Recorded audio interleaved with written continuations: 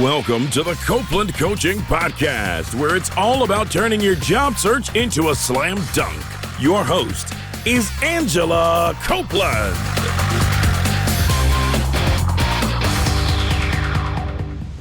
Welcome to the Copeland Coaching Podcast. I'm your host, Angela Copeland. On the phone with me today, I have Karen Wickre in San Francisco, California. Karen is the author of Taking the Work Out of Networking, Your Guide to Making and Keeping Great Connections. She's also a former executive at Google and Twitter. Karen, thank you for joining me today. Hey, Angela, thank you so much for having me. Well, in our culture, it's actually often seen, being an introvert is seen as a bad thing. And your book talks about the introvert's secret power. And I'm curious, what is our secret power as introverts? Yeah, I'm glad you asked that. I do think introversion is something that so many books and so much advice has been get over it, right? But in fact, I mean, I've been an introvert my whole life. And as you know, part of that definition is where do you draw energy from and where do you kind of, renew yourself? And introverts tend to need alone time to process before they go back out into the world. That's really what it is. It's not about being shy or fearful necessarily. So I would say that there are three key superpowers that introverts have that actually are beneficial to making connections with new people and keeping them. One is we're excellent listeners. We don't want to go first. We don't want to be in the spotlight. And so we'd rather draw out the other person to tell us about themselves and to reveal a little more of themselves. Then we can feel comfortable in sharing what we'd like to share. But listening and not just waiting to talk, right, is a real skill to sort of make someone feel comfortable and draw them out a bit. And I think that's a big advantage. Another one is being observant. I've always been curious about people. I've always people watched. I'm always imagining about, other aspects of their lives and what they're like at home and that sort of thing. And I think being observant about what people's kind of style and affect is and why somebody at work is always a little jumpy or always says no first before they get to yes, or seems angry or is always pleasant and punctual. These things all are sort of clues about people that I think people who are more introverted can sit back and kind of take that in. We're trying to size people up to figure out what our comfort level is. So being good listeners and being observant are both part of that. And I think one third element that I think is very important for everyone is simply being curious and open about meeting someone new. Again, not that you have to go first or put yourself out there, but that you're open to the idea when someone says to you, oh, I know someone you should talk to about that. I'm going to introduce you. Being open and curious to letting that unfold is a great skill. And I think together, all of these really help introverts have a better basis for being able to make new connections. Those are really good points. I'm an introvert and I'm quite observant. I recently had someone who was really surprised at just how observant that I am. So it's interesting that is part of your list. But when we talk about how in our culture we think of it as being negative, it makes me think of a job interview that I was on once. And I was interviewing I was interviewing for a job where I would be managing a team of other people. Mm-hmm. And the person who interviewed me, the person who would have been my boss, said, there's someone on your team who's an introvert. And so if you want to get rid of them, it's all right with me because introverts are just not good at this company. And I remember thinking, oh my gosh, if you think that it's such a problem to be an introvert that we could get rid of them, I'm not really sure I should be working for you. Correct. That would be my conclusion too. I'd say it also sounds kind of illegal, to be honest. Right. There's that. Yeah, that's bad. Wow. Yeah. Anyway, I think your points are very well taken. I think they're important. Well, one thing I wanted to ask about as it comes to networking is that very often when I speak to job seekers, their first hesitation about networking is that we're wasting the other person's time. And Hmm. so we sometimes avoid networking altogether because we just feel like we don't have anything to offer and that would be kind of embarrassing. If we're in that situation where we feel like we're wasting another person's time, like what feedback might you have for us when we're thinking through that? I've heard that too. People have said that to me a lot, or they've said, I'm not ready. I'm not prepared enough to meet the person you're offering to, introduce, or I, I'm, I'm just, I can't deal right now, sort of. And for that same reason you're saying. And I think I remind people about a couple of things here. One is, everybody, it needs uh, help or guidance or an introduction or a lead from someone they don't know well or at all. We're going to have these instances throughout life. So it's not like you're the needy one and everyone else is busy and fulfilled and has all the answers. That is not reality. That is not the way the world works. So it may be your turn to ask a question and need some guidance, but it's going to be someone else's turn. So to me, this is basically just an ongoing cycle of giving and getting. That would be part of it. The other thing is people like to help each other and feel flattered when they're asked for help. Now, there need to be some context around that where you're not demanding, I need an answer from you, near stranger, by 5 o'clock today. Hmm. That's not going to work. But to say, could I take a little of your time or buy you coffee, or um, here's what I'm looking for. Can you help me? People are inclined to say yes if they can, work out, are they the right one? Do they have information? Do they have time? And that sort of thing. And again, it's our better nature. I think we do want to help each other. And the third thing I would say is, even seeking information, the gift you're giving, the kind of person in need, is that you are bringing your curiosity and your openness to the other person's advice and information. That is a gift. And I hope people on both sides of that equation can remember that. I've been in instances where I've talked to students in college or just finishing college, and they are often, several times, have said to me, "Oh, but I don't have anything to offer." And I say, your interest in what they're doing and their knowledge and information, that is a gift. That is what you're bringing to them. Your interest in your questions. So I hope in that spirit, people can kind of think through and not be so afraid about approaching, someone else with a specific question. It makes sense. I've actually been in networking meetings before where the person was more senior than me. And as soon as we started talking, the person said, I'm also looking for a job and I'd love your help. Or Uh some, huh. you know, Yep. Yeah. Exactly. and they maybe ask you for help right away. Or, they may say, hey, I know you know about whatever it is, email marketing. And like, could you give me some advice, on this particular thing that I know that you know about? So sometimes when the person agrees to meet with you, they actually do have a need. They just maybe haven't told you yet. Exactly. Or maybe told anybody. Right. And also sometimes this doesn't happen right away, but because you've had a good exchange, and you've been grateful and they've been helpful, then they know, oh, that's somebody I can turn to, when I need help, because you're going to offer to help them. Hmm. Yeah, I mean, people really, I think they really tend to invest, and even like very senior executives. I mean, to me, they didn't get to the top just by being super smart. I mean, No, that's right. they network. Everybody needs help somewhere along the way, and it's not just friends and family. That's why it's important to kind of keep meeting people and keeping in touch with people, just because all the help that you ever get in life does not come from your immediate circle.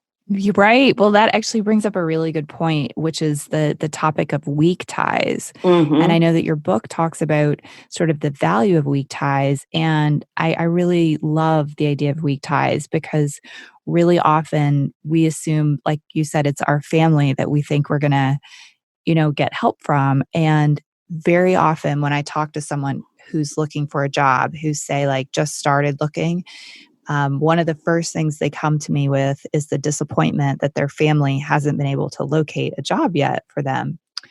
So Wow. anyway, I'm curious.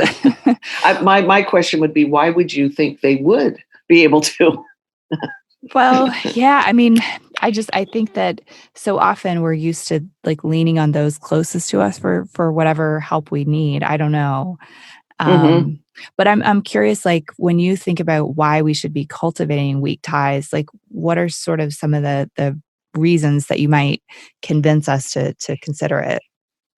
Well, here's the thing: you know more people than you think you know. We all do, because of our past jobs, even current jobs, school experiences.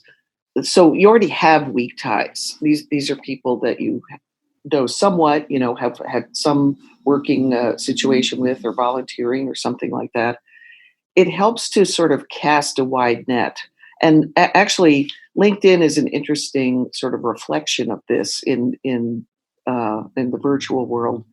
It's kind of the theory behind LinkedIn in a certain way, which is to say, um, you're going to see who you might be connected to, or a degree or two removed from. Oh, and they did work at that company you're interested in, or they do have that degree that you're thinking about getting or studying. A new kind of role that you'd like. That is how LinkedIn works. It's really, a lot of it is based on weak ties, right? But beyond using that service, um, it's people that you meet along the way, and I think we've all had these experiences where someone says, "Oh, you mentioned I am interested in looking for a new role, or um, I'd love to find someone who works at company X." And then this person you're talking to, maybe very casually, maybe it's kind of a one-off conversation, says, "Oh, I know someone there. I can introduce you. Oh, this would be a great person for you to talk to because blah blah blah." Well, there you go. That is a weak tie, sort of at work. Um, and so your job then is to uh, say thank you, and I want to follow up. And can you nudge the person to like finish that cycle so that you can follow up? But that's the value of weak ties. It just broadens your chances of getting the information and the advice you want, right, from more people who have more pieces of information. The whole job hunting thing, I think, or career development, is really like kind of a scavenger hunt, to be honest. And so, you just increase your chances of finding out what you want to by having more people to reach out to for specific things. It is a scavenger hunt. I've never heard that phrase used to describe it, but I think that's 100% right. And I think, when we're thinking about weak ties, I think something important to kind of keep in mind is that you sort of never quite know who will be the person to help you. And, Exactly. some people, I think sometimes it's a personality thing. Like some people are the type of person that they're very comfortable making introductions and helping you kind of run things down. And other people might never even think about that. And I don't think it's a matter of always a reflection on what the person thinks of you or if they like you or not. Like sometimes someone is just sort of hardwired to help with things like that. And other times Yeah. maybe they're just not. Yeah. Yeah. I think that's right. I think that's right. And I'm one of those people. I think my whole interest in the area of networking really came out of my kind of hardwired interest in connecting people. Hmm. And that often means weak ties. I know this person and I know this other person, and they don't know each other. And I might not even know them both well, but I know that they share this common question or interest or experience. Uh, and that is why I'm going to put them together. I mean, Hmm. I just find that very rewarding. And I don't need whatever comes from it. is on them. I don't need to be involved in. I don't.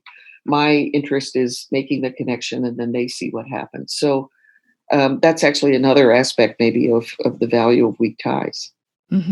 Absolutely. I mean, it's really interesting because I think what you're describing is kind of being like a super connector, and Yeah, it's such a cool thing to be, but I don't think it's super common. So I think it's like as you're going out and finding those weak ties, you have to keep searching, like you said, as a scavenger hunt to find the person who will help you and who will yeah, connect you. yeah. And I think we all know stories of this serendipity when things come together, and it turns out it's your neighbor or your mom's best friend, or any sort of random person. It's like, well, that is what led me to meet so and so, which is how I got the job I have now, or Right. yeah, or whatever it is. So yeah, it's very valuable. Absolutely. Well, you mentioned using LinkedIn. Um, when you think about social media, I mean, so it sounds like LinkedIn is a pretty good one for networking. Are there others that are good for networking? Like, how should we think of social media when it comes to networking? Well, LinkedIn for sure, right, was designed for this purpose, right? I mean, it is meant to be, professional connections, career development, learning about companies, obviously learning about available jobs. Recruiters live on LinkedIn. So it's meant for that. It's always been for that, and I think has encouraged this notion that people now know how to follow this convention of, oh, I see you're connected to so and so. Could I get an introduction? Right. That's a basic tenet of how the thing works, and that's great. I would say a couple things for people who maybe don't use it much, and I have talked to lots of people who are in nice, comfortable jobs, and they're not really looking, and so they don't bother with LinkedIn very much. To them, I say um, LinkedIn is at least in, I would say, I don't know how much it has a global reach. I don't know how strong it is for every part of its service in every country, but it is kind of a de facto lookup for people in North America and in maybe Western style countries in particular. It's not about someone will say to me, "Do you know so and so?" And I immediately go, "No, that name's familiar." Immediately, I go to LinkedIn to Hmm. just look them up. Doesn't even matter what the question is. Just, oh yeah, that's who that is. Oh, and I see they know so and so. That part of it has, because that has such great, it has implications for lots of things. I encourage people, freshen up your LinkedIn profile every quarter or so. Take a look at it, put in your latest accomplishments, revise the summary, which is the piece at the top that's kind of your prose area. Hmm. That should not be a repeat of, here's all the jobs I've had and here's all my accomplishments, because we see those in the chronology below. But up above, especially, for example, when people are looking for something new, a different kind of role, a different industry or something, that's the place to say, my paint a picture for us of why this makes sense as a next step. Oh, I'm looking for someone who wants to learn more about product management, or whatever it is. Anyway, I would encourage people, even if you are not thinking you're looking, keep it somewhat current. And also because it's not just for jobs. People are looking there for speakers and for commentators, third parties that they can quote, in stories, board members, all kinds of things. So I think it's valuable for everybody to just have something there. Even, I would say, if you're a creative person and you have your own portfolio somewhere else, you're a designer, for example, obviously link to your design portfolio. But because it's such a place of looking people up, a directory, that has value. For people who are looking for jobs and are in LinkedIn and want to make connections, studying who and who's connected to who, that's valuable to figure out, well, who would be my best bet to make an introduction. But there's also a world there of kind of topical interest groups. that tend to be along, business and technology lines, like, I don't know, mobile marketing or enterprise sales, or, there's thousands of them that people have created groups. And some of them are quite large, but they're great for learning about a field or an area, or some of the key thinkers or things that people are reading and commenting on. You can just pick up a lot of information from other people in that area. So that's another valuable use of LinkedIn. When you think about LinkedIn, like the number one question that I often get is, should I accept connection requests from strangers? Well, I would say yes with a bullet. and I have to say there are plenty I have not accepted. I kind of let some people sit in limbo that I haven't decided on. I don't see the connection between us. Mm-hmm. But I would say I'm fairly liberal about connecting to some people I don't know who are strangers, because their field and their experience are interesting to me. I might, and partly it is so that I can kind of grow my own network for when people are asking me for contacts. But partly it's that, I'm really interested in, someone who's worked in traditional media, but now they're in digital media. And, I might like to connect to that person. I might have questions for them sometime. And, maybe we share a few contacts or something like that. So I don't make it a hard and fast rule. Some people do, about, I have to have already met you in real life, or, I have to know who you are before I accept you. I would say some of my most interesting contacts have come about because someone asks for a connection. Ideally, they say why they're asking, Mm-hmm. right? And it's not just, I think we share a lot in common, or, it's not the canned LinkedIn language. It's more, here's specifically why I'd like to be connected to you, or here are the questions I have for you. Then I have some context, and I do try and do the same, so that people understand, well, here's why we're linking. It's not just to raise our number of links, right? It is for a specific reason. Mm-hmm. But of course, LinkedIn also makes it easy where you don't have to accept the connection, but you can still have a conversation on LinkedIn, Mm-hmm. which is kind of a nice feature. I wouldn't feel pressured by the invitation necessarily. Right. Well, I'm curious. So do you ever go beyond LinkedIn? Like, do you use sites like Twitter for networking at all? I do. And Twitter is great for a couple of things. You can, in my book, actually, I write a lot about LinkedIn and about Twitter and a little bit about Instagram, because all three of those give you the ability to discover people you don't know and reach out to them in some way. And you don't have to be directly connected to them to do that. That's unlike something like Facebook, which was designed for a different purpose and is meant to be more friends and family. So with each of those, in some cases, you may not need a personal connection, but you may want to be following, the work of someone, and that person is active on Twitter or perhaps on Instagram, probably if it's a creative field. And so I think those can be really valuable connections where you might end up requesting a direct, follow back or something like that because you have specific questions for them. I've certainly been in that situation, and Twitter is great for that. But sometimes it's simply I want to know more about, or read more of their work, or know I'm interested in what they're saying about, how history, affects the news today, or something like that, whatever it is. So Twitter does have a value that way. It's a little more of a quirky platform for that because it wasn't only designed for that as LinkedIn was. Mm-hmm.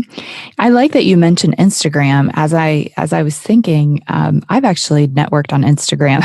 Yeah. I hadn't really thought about it. You do follow sometimes other people's work, and then sometimes you end up sending them like a direct message about, oh, I really like that thing you shared. Exactly. And, all of a sudden you're in a conversation. Yeah. Yeah. in writing the book, I reached out to people to see who had made really some kind of professional connection on Instagram. Now, many people said to me, "Oh, I only use it for fun or for enjoyment or for travel or something." But I did find a few people, and interesting. One of them that I write about in the book is a design and architecture critic. So she, you know, writes a lot about what she sees and observes. She's written a book. She travels a lot and speaks. And she told me that, of course, again, because she's in a field that involves visual and creative work, um, she will say, for example, "Hey, I'm planning a trip to New Zealand." She told me this happened, and on Instagram, she said, "Where should I? What should I go see or something?" And within that context, on Instagram, she got invited to speak at an architectural group, and she got invited for a private tour of a museum or something else like that. So she learns a lot from Instagram, and that's part of how she does her work. I think that's fantastic. It's going to work more for people like that than it will for people in high finance. Right. I don't know how much they're on Instagram, but even so, you can comment and become fans and appreciate people's work, and yes, you can also reach them. That's it's not that symmetry that Facebook has traditionally required on Twitter or Instagram. That's why I included them. Oh, that's such a good example. Well, I'm curious, when we think about sort of networking in general, typically we kind of break it up in between networking events Mm-hmm. where we're meeting lots of people, or we think about it in terms of sort of one-on-one networking meetings where we're having coffee with someone or a phone call with someone. Which one do you recommend? Do you think events are the way to go, or sort of one-on-one meetings? Well, a little bit of both, honestly. I mean, it's you absolutely. I'm a big fan of on one and meeting people, and this is something introverts are much more comfortable at, obviously, and I think do better is having a one-to-one conversation. Now, if you're at a conference, um, there's more people milling around. There's more people to meet, but I would say don't make the goal I have to meet everyone there, or I have to come back with 50 business cards or whatever. I know people who in fact, I cite one of them in my book, a friend of mine, Hunter Walk, who is an admitted introvert, but he's also a venture capitalist, so he has to go to a lot of conferences, he has to meet a lot of people, and he's worked out for himself that uh, if I come away with two or three kind of satisfying short exchanges that I can follow up with, and two or three contacts to pursue later, it's a win right from that conference. And I really like that idea. That's how I feel about it too. You can't meet everyone. You don't want to meet everyone in a big group.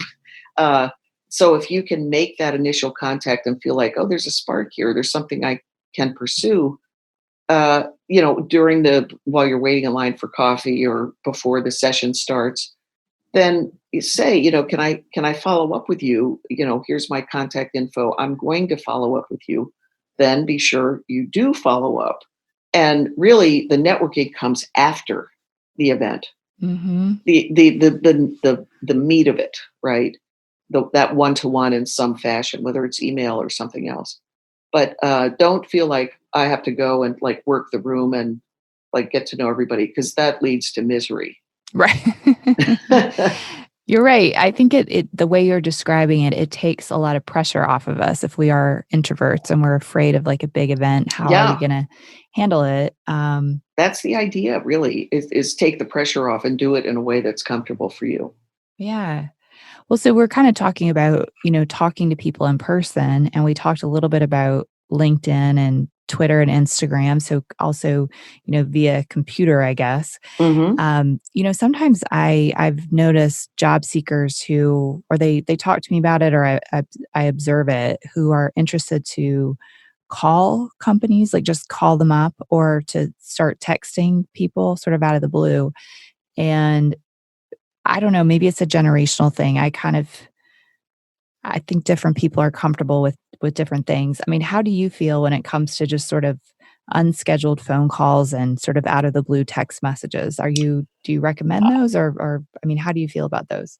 I would say a big no. I mean, Oh my God, me too. I can't imagine. I mean, first of all, who answers their phone? I don't even know. I mean, some companies don't even put a phone number on their website. Mhm. So I'm not sure. Like if you already have a contact, that's a whole other thing. If you have a personal contact, but if you don't, uh, to me, and you're in the seeker mode, then to Mhm. me, email is the safest way to kind of keep that thread going. If you're talking to a recruiter or even the screener before the recruiter or something like that, that's email unless you've established, oh no, someone says to you, I prefer text, fine. But you have to follow their lead. And I don't know of many that would encourage either phoning or texting unless you're deep into the process, right? But not as a sort of a cold call kind of thing. I just don't see how that would work. Yeah. Once you've got rapport and someone says, no, I much prefer text and I'm going to be running around tomorrow. Here, please text me. Great, but not as a beginning step. Right, right. I agree. I almost think it's a little bit generational. Um, I interestingly, on the other side of the coin, I've seen a lot of companies where the recruiters are starting to text and they Yeah, will yeah. text candidates. And I write a newspaper column and I recently wrote a column about sort of that I don't like this trend of like using text messages to communicate with job seekers. Like I think it's a little odd, like why we can't just use email. Yeah, it does seem invasive. And also, even texting itself, yeah, you might have some blocks on how you accept text and stuff. It could easily not go That's true. through. Yeah. Yeah. Well, I was surprised because after I did that column, a recruiter actually wrote me an email and said, I use text and I get really good feedback from job seekers saying that they like it. And at first I thought, wow, that's really strange. And then I thought, probably the people who don't like it just don't say anything. Well, that could be. And also, listen, if you've got the right, if you're talking to, I don't know, college, seniors, or, potential interns, let's say, and your company is very small and informal and doing some really cool thing, and you're, establishing contact with, just a few people, maybe that is a way to go. But once you're kind of out in the bigger world of work, I don't know that it would be, nearly as effective. It seems like context really determines the whole success of that. Yeah, I've observed it with recruiters doing it with people who are like in their 40s and 50s. Mm. So I think it It, also, it's a cold call, right? Like who's texting me, right, and how do I know it's not a fake? right, We get spam texts, so I right. don't know. Yeah, seems risky. I feel like it puts also a lot of pressure on that person that you're texting, like to Yeah, text back quickly versus an yeah, email has more boundaries to me of like, let's set up a time to talk and that's right. we're respecting each other's schedules kind of a thing. Email is asynchronous, which I think is an important part of the process. Mhm. Yeah. Well, so one of the things we've kind of alluded to as we've been talking today is social anxiety. And that seems to be one of the things that can be really tough and can stop us from networking. Hmm. So I'm curious if we're listening today and we have social anxiety that kind of causes some trouble with networking, like what can we do about it? Well, essentially, it's here's a line from my book, and I found this quote that I really like. Um, Networking is more like farming than it is like hunting. And so, if you think about that, and you could substitute gardening for farming, obviously, those are ongoing, continuous activities. They're a little bit every day, trimming, weeding, planting, moving plants around, that kind of thing, as opposed to hunting, which is very transactional, right? That is, I mean, you're going in for the kill and you either kill or don't kill, but that's it. It has a beginning and an end kind of where this notion of networking as an ongoing thing means ideally there's not as much pressure because it's a little task that you continue to work at and will have some contacts that will be responsive and friendly and some others that don't respond for whatever reason, and you continually and occasionally, not every minute of every day, or you meet new people through various means, and you think about them and you make the connections online if you like to, and it's just an ongoing process. So I think that helps lessen the anxiety if you're familiar enough with, well, I'm just reaching out to this person I just met to say, it was great to meet you. I enjoyed our conversation. And then you don't have to be in touch all the time. It's very intermittent. It goes back to this idea of weak ties. You're not constantly filling your calendar and having to arrange meetings and stuff. You're just kind of loosely in touch with people, which these days is how we have to operate since we know more and more people in our work lives and in our lives at large, and more people that are not immediately geographically in the vicinity. So if you can lessen the anxiety by thinking, well, I'm just reaching out to a couple people I just met and I enjoyed our conversation, and that's it. And you're not asking them anything. And then, somebody else comes to you and says, hey, now I have a question. You say, oh yeah, let me help you with that.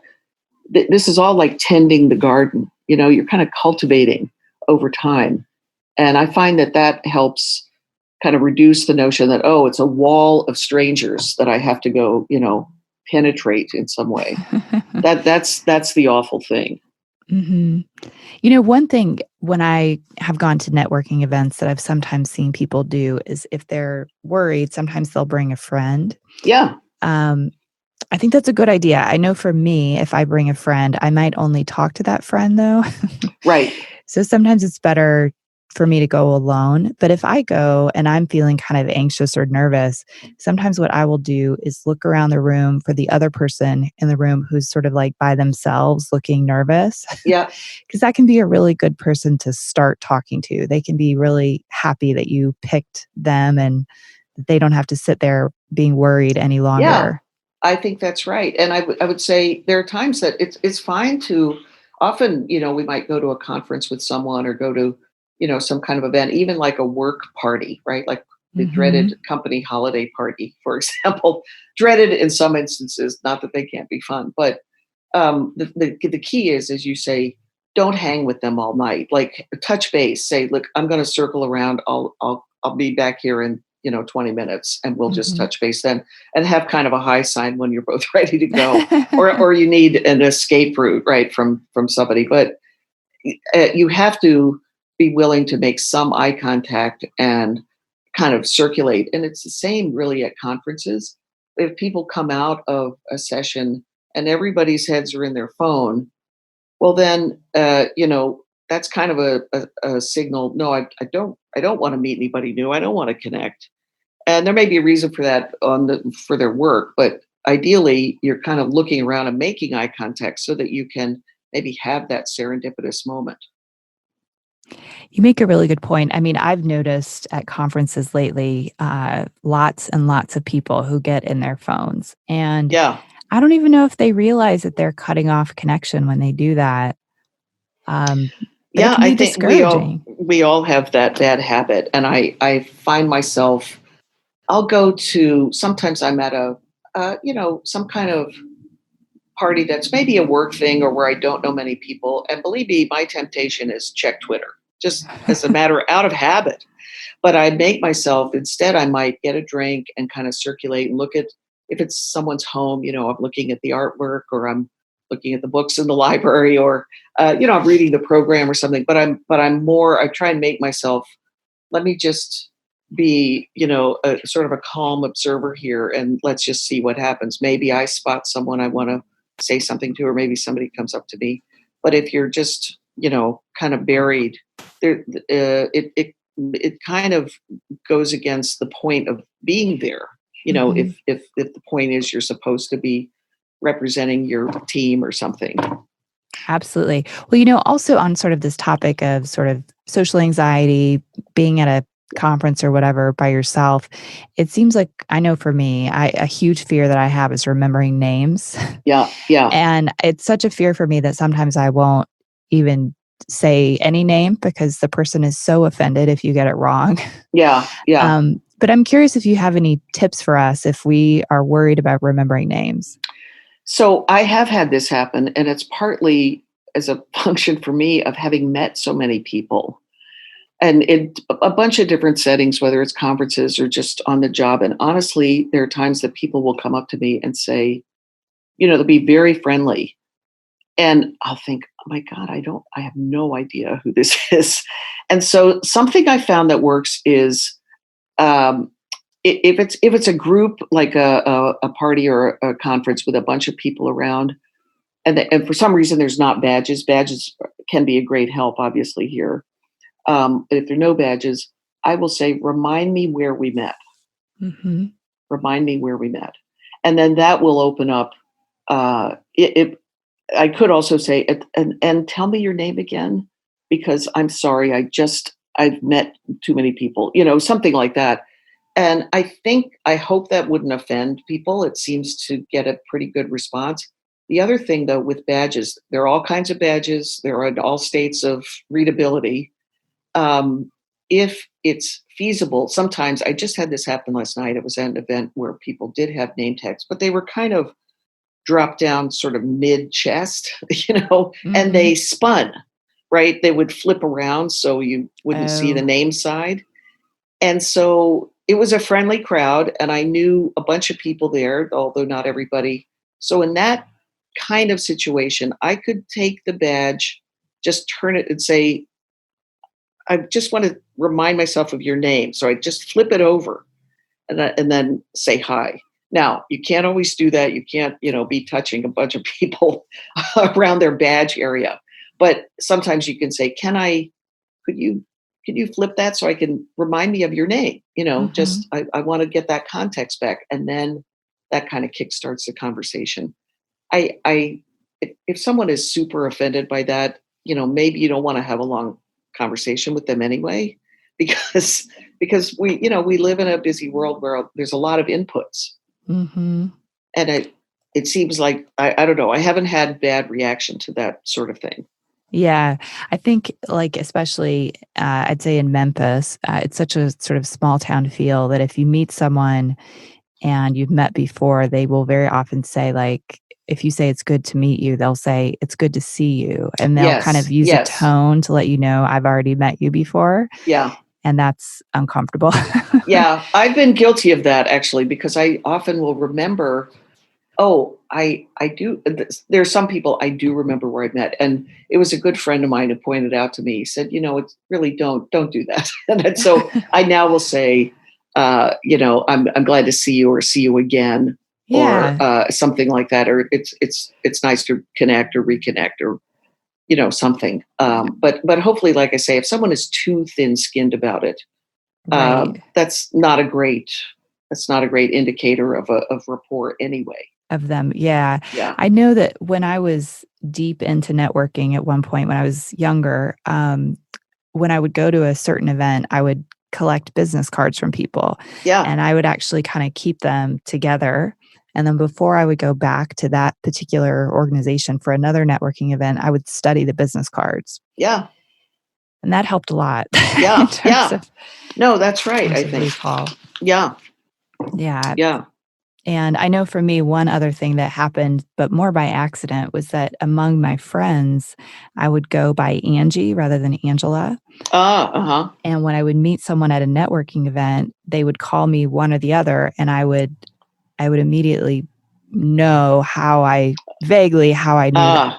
Right. What the context is. Yeah. If they were someone that I had met professionally, or if they were someone that I had met through my friends, essentially. So that was not intentional, but that was a nice consequence. Yeah. Yeah. Of it. Yeah. I like that. Well, that's good. I'm curious, so we've kind of talked just really generally about networking. So my kind of last question is, when we're actually in that moment of networking, what should we actually ask? What should we say? Well, the all-time classic Terry Gross approved question, if there's time, is the opener is tell me about yourself. Tell me a little about yourself. Now, if you're at a work conference, you're not going all the way back. So you would say, what brought you here today? Or are you are you involved in this field? Are you, is this a subject you're really, working in? What are you looking forward to, to hearing, for example, at the conference or something like that. So you want some yes, no question that kind of draws them out. Again, helps you get someone else to talk first, and also, gets them to say a little more than just a yes, no answer, right? Now, if you know who it is you're speaking with, and you do have a specific question, I think it's fine to say, I've been wanting to talk to you or meet you because I know your work, or I've seen what you've written, or I've followed your career, whatever it is. And I do have some specific questions. Chances are, if you're in a group setting, that's not a good time to actually have the whole conversation. That's why you would want to say, can I follow up with you? And as a reminder in my email, this is what I want to talk to you about.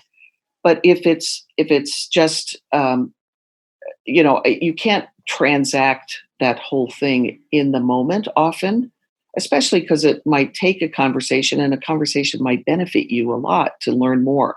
Mm-hmm. So I would just say, to open someone up to just learn more about them, tell me a little about yourself, or some variation of that.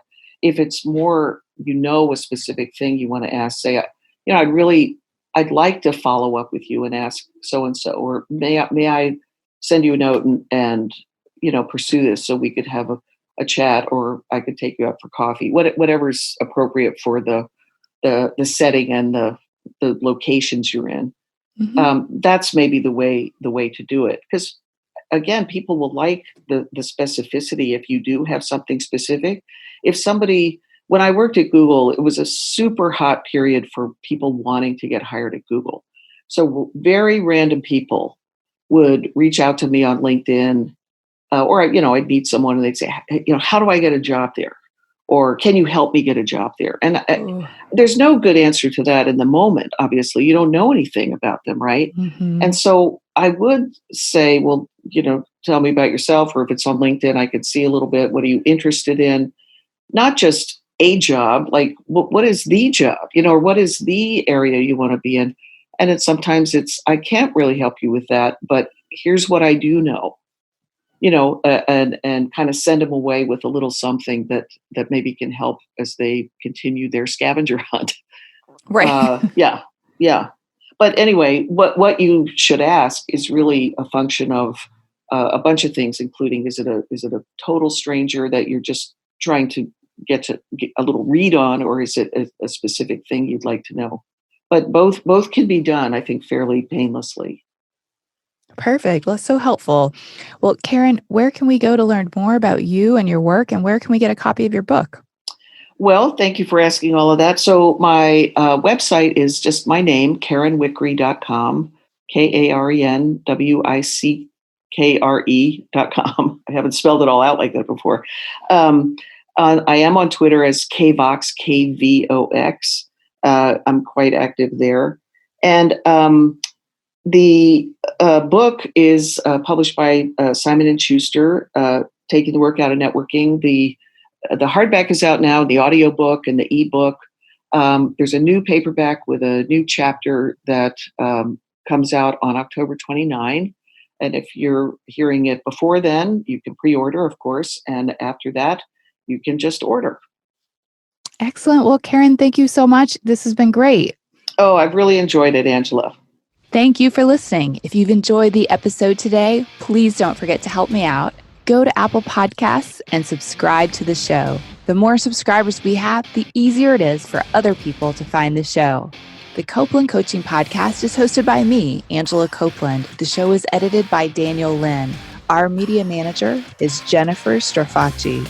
You can find more episodes of the show on Apple Podcasts, Spotify, or wherever you get your podcasts. Thank you for listening. I'll see you soon.